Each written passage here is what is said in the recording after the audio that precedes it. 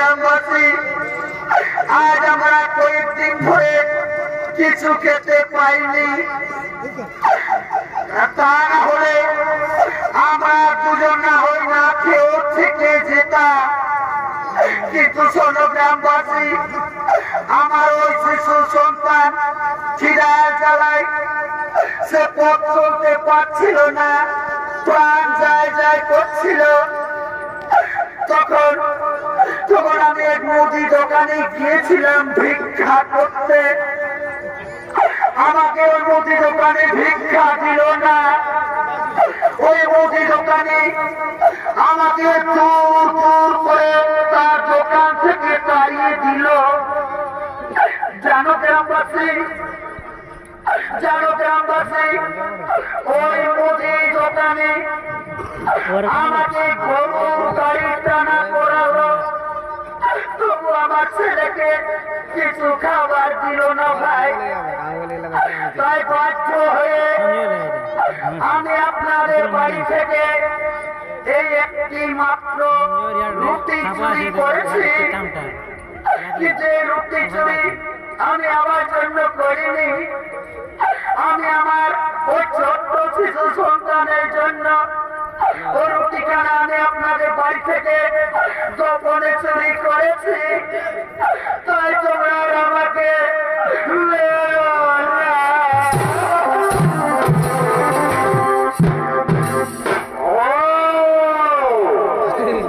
তাহলে হলো তোমার স্ত্রী আর এটা হলো তোমার শিশু সন্তান।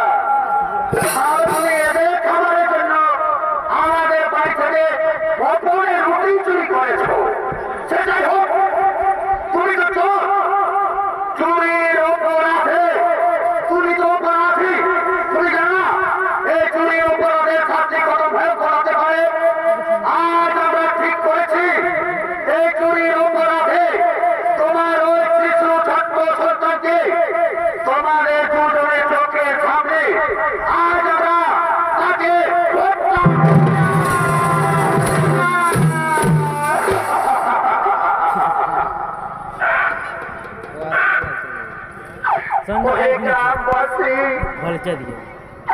চুরি করেছি আমি, অপরাধী আমি। এই অপরাধের শাস্তি আপনারা আমার ছোট্ট সন্তানকে দেবেন না, আপনারা আমাকে শাস্তি দিন, আপনারা আমাকে বলি দিন, তবু আমার ওই সন্তানকে আপনারা ছেড়ে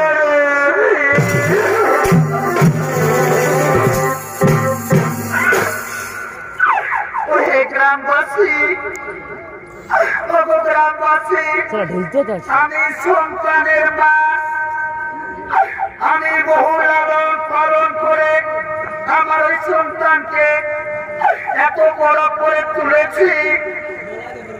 পাপ করেছে আমার স্বামী, অপরাধী আমার স্বামী, এই শাস্তি হিসেবে চুরি করেছেও আমার স্বামী।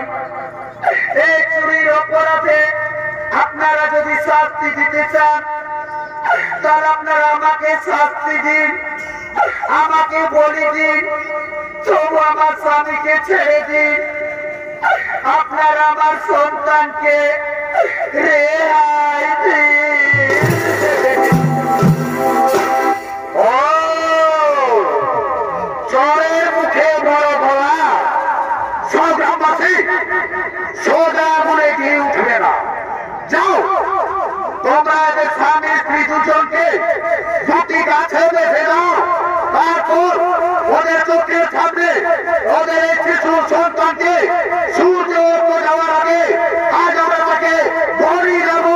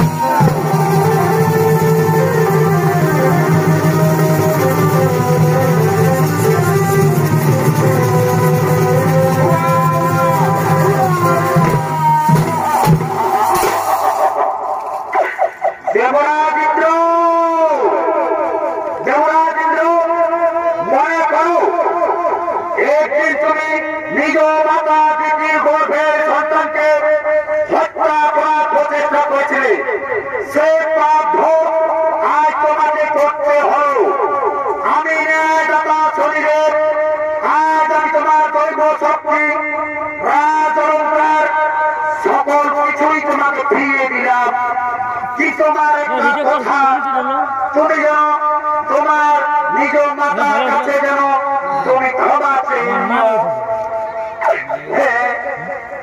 হে শনিদেব হে শনিদেব আমি অহংকারে ঈর্ষায় বশীভূত হয়ে আমি মহাপাপের কাজ করেছি আজ আমি আমার মায়ের পা ধরে আমি ক্ষমা চেয়ে নেব শনিদেব আমি আমার মায়ের পা ধরে আজ আমি ক্ষমা চেয়ে নেব